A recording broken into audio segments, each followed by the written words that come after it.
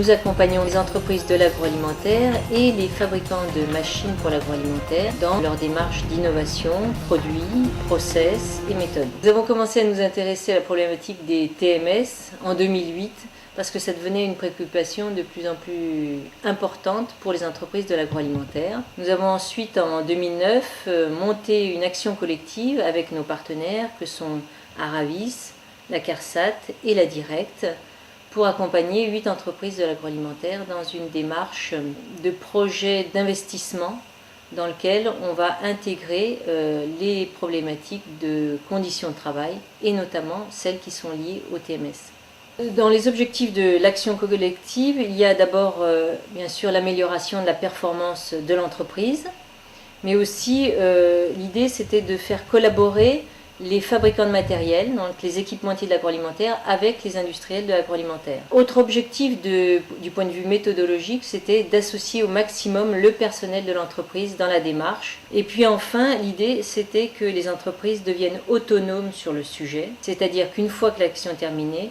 elles puissent réutiliser la méthodologie pour développer immédiatement de nouveaux projets dans ce sens. Les témoignages que l'on va voir maintenant sont ceux des opérateurs ou des chefs d'entreprise qui ont participé à l'action et qui expliquent pour eux quels sont les enjeux liés au TMS, comment ils ont mis en place cette démarche de prévention des TMS dans leur projet d'investissement et quels ont été les gains de cette opération. En fait, la moyenne d'âge de l'effectif de l'entreprise est cette année de 43 ans.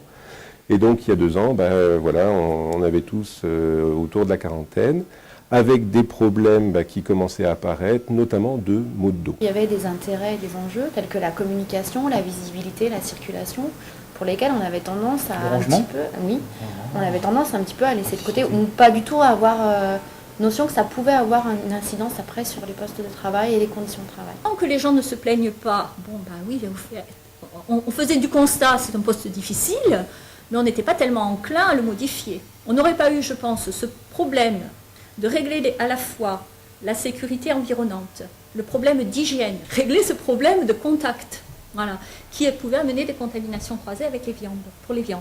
Voilà. Mais ce n'était pas tellement l'ergonomie au départ. Souvent, la machine arrivait au conditionnement sans que jamais personne, hormis notre directeur technique, l'ait vue.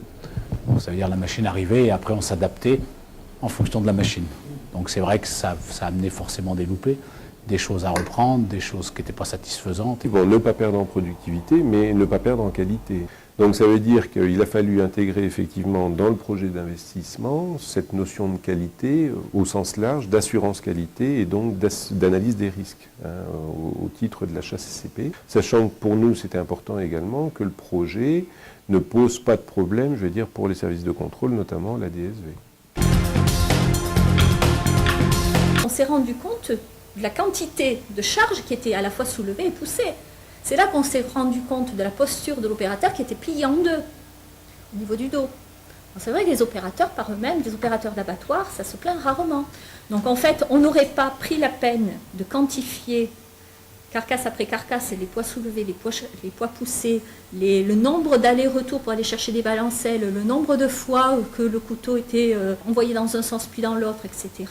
On ne se serait pas rendu compte de la pénibilité du poste. Et ce qui a été fait, en fait, c'est d'identifier et simuler des tâches qui existaient déjà sur une ligne d'à côté, puisqu'on déplaçait une partie du conditionnement, où on a pu constater et valider avec les gens quelles étaient les problématiques aujourd'hui en termes d'aléas principalement. Lorsqu'on avait des arrêts ou des pannes sur machines, aux cadences auxquelles on tournait, on risquait d'avoir des amas de produits assez rapidement. On a filmé le poste. On s'est rendu compte en fait, de l'environnement, de la promiscuité, mais on est tellement habitué à les voir travailler comme ça que ça ne nous choque pas.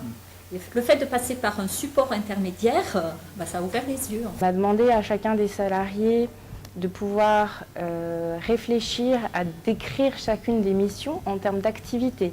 C'est-à-dire, je dois mettre des bouchons dans une trémie, je me baisse, je prends le carton, j'ouvre le carton, je le découpe, avec quoi je le découpe, combien pèse le carton, combien de fois je répète ce mouvement dans la journée. Donc voilà, on a fait vraiment un travail de recherche assez minutieux sur tous les postes. Identifier comme axe d'amélioration la pose de passerelle, donc bien faire attention en même temps que ne déplace pas le problème. Le groupe de travail a été consulté. En fait, chaque opérateur a eu un plan de la ligne vierge et on lui a dit aujourd'hui, sur tes déplacements, sur toutes les tâches que tu vas faire, où ce serait le plus simple pour toi qu'on pose une passerelle pour pouvoir te faciliter ta problématique de déplacement. On a su leur expliquer aussi que dans tous les cas de figure, si on ne faisait rien, c'est eux-mêmes qui allaient souffrir, c'est eux-mêmes qui allaient avoir des développements de maladies professionnelles. Et l'un dans l'autre, après 2 réunions, ça a commencé à se lâcher un petit peu et avoir des idées, en tout cas sur leur fonction. Ça nous a permis d'avoir un détail très précis des activités qu'ils réalisent. Et donc cette vision détaillée nous a permis de prendre conscience qu'en fait ils réalisaient beaucoup de choses et que la transposition de ces tâches et activités par des machines n'était peut-être pas aussi évidente à imaginer que ça. Je pense que la manière dont on travaille avec le projet du retourneur est une bonne méthode, où on n'est pas à pas avec le fournisseur. À chaque, il a fait un prototype, il nous a présenté ce prototype, on a été là avec des opérateurs, avec la partie fabrication.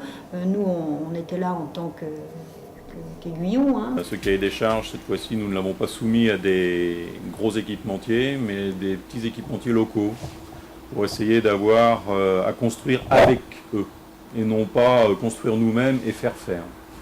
Et on a trouvé un accord avec un équipementier local, toute petite structure, et à force de discuter de notre problématique, on est tombé sur un procédé un petit peu innovant de notre point de vue, qui pourrait nous apporter une vraie solution pour remplacer l'ouverture manuelle par une ouverture automatique.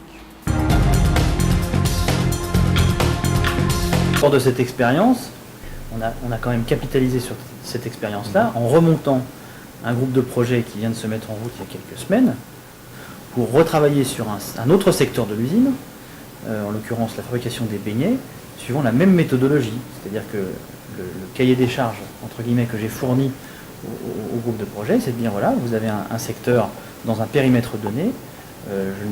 Pour l'instant, on ne parle pas d'un investissement donné, mais faites-en l'étude, l'analyse, le diagnostic, l'observation, avec une équipe que vous allez mettre en place, comprenant des opérateurs, des gens de maintenance, des gens de qualité, des gens de sécurité, de communication, etc. Et présentez-moi un projet qui, demain, pourra être un projet d'investissement. La méthode de se dire on observe le poste, on le filme, parce que le regard est différent, et on quantifie, ça je crois que maintenant c'est acquis ici. Là, on est en train de faire un investissement actuellement sur une remplisseuse, et on a mis, en fait, les futurs utilisateurs ont été mis beaucoup plus vite dans le projet. En l'occurrence, ils sont allés pendant 4 jours là-bas à côté du Mans pour voir la machine qu'ils auront à utiliser. Et donc avant même qu'elle soit livrée, on a encore pu faire quelques aménagements. Et souvent, plus on s'y prend tôt et plus c'est facile à régler. Des choses auxquelles on s'était habitué et qu'on croyait immuables, en disant c'est comme ça, on ne peut pas faire autrement, il y a moyen effectivement de trouver des solutions qui ne sont pas forcément très coûteuses et qui permettent effectivement d'améliorer durablement la situation.